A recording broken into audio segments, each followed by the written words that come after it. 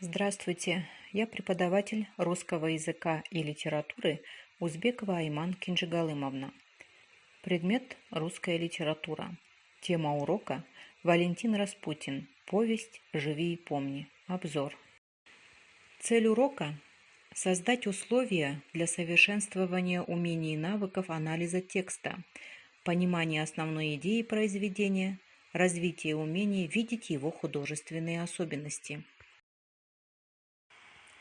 Одной из лучших книг о войне заслуженно считается повесть Распутина «Живи и помни», которая сразу же после ее издания в 1974 году вызвала живой интерес и получила европейское признание.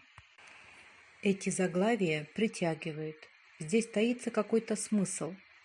Кому и зачем предназначены эти слова?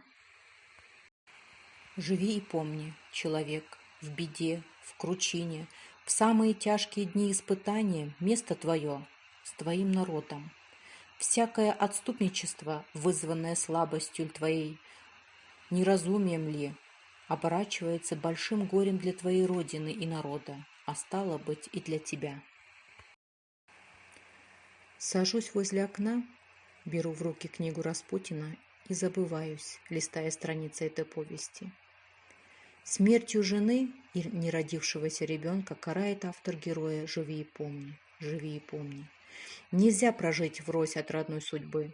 Бывает наказание смертью, а бывает жизнью. Так вот, и Андрей вынужден жить загнанным, озверевшим. Повесть «Живи и помни» Распутина была впервые опубликована в 1974 году. Произведение написано в рамках традиции деревенской прозы, направление в русской литературе 1950-80-х годов. Центральной темой повести является тема дезертирства во время Великой Отечественной войны. Распутин рассказывает о судьбе русской женщины, Настены, которая скрывала сбежавшего из армии мужа, разделив с ним весь трагизм последствий этого проступка. Главными героями повести являются Настена, женщина 30 лет, жена Андрея, длинная, тощая, застывшей болью на лице. Андрей Гуськов, муж Настены, дезертир, заставил жену врать, что она ничего не знает о его месте пребывания. Андрей Гуськов вернулся с войны в свое родное село на Ангаре, не сообщив об этом никому из близких. Он, конечно, не представлял себе, как примут родные его возврат, однако всегда верил и доверял своей женщине. Настена, жена Андрея, выходила за него совершенно непосильному и всепоглощающему чувству. Бедной девушке необходима была защита и кров. Она долгие годы трудилась для своей тетки, а взамен ничего доброго не получила. Муж и жена прожили вместе 4 года, которые были не особо счастливыми. Жена всегда слушалась мужа. Может, по этой лишь причине Настя почувствовала присутствие Андрея неподалеку. Жизнь бедной Настены не изменилась в лучшую сторону после замужества. Поменялись только обстоятельства. Причина недоброго отношения в отсутствии детей. Конечно же, в этом винили только невесту. И муж все бранил ее за несбывшуюся надежду. Только однажды ужасно оскорбленная, несчастная Настена осмелилась сказать, что причина может не в ней. Только от этих слов ей совсем не посчастливилось. Муж просто избил ее.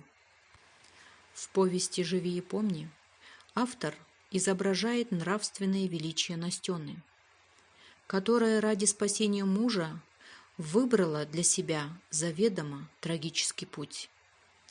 Ее самоубийство является очищением от всех тех грехов, которые ей пришлось взять на себя ради временного спасения мужа. Настена – женщина сильная, но всему есть предел. Быть посмешищем для каждого, выносить все тяжести судьбы и не быть кем-либо оцененной как следует – Все это довели бедную до окончательного решения. Настена пошла на самоубийство. Она утопилась в реке и нашла свой покой только там. Вдруг от него перестали получать письма. Жена сразу заподозрила неладное. В один день муж является ей. Бедной Настене теперь уже нужно скрывать мужа, поить и кормить его, брать на себя вину за его преступление. Такова участь бедной женщины. Она тихо выполняет все, поскольку верит в свой брак и необходимость поддерживать супруга в любом положении. Она мужественно выполняет все, что в ее силах и даже больше, особенно когда узнает о своей беременности. Как оказывается, Андрей Гуськов бежит не потому, что совершил тяжкое преступление или убил кого-либо. Он всего-то сбежал из госпиталя.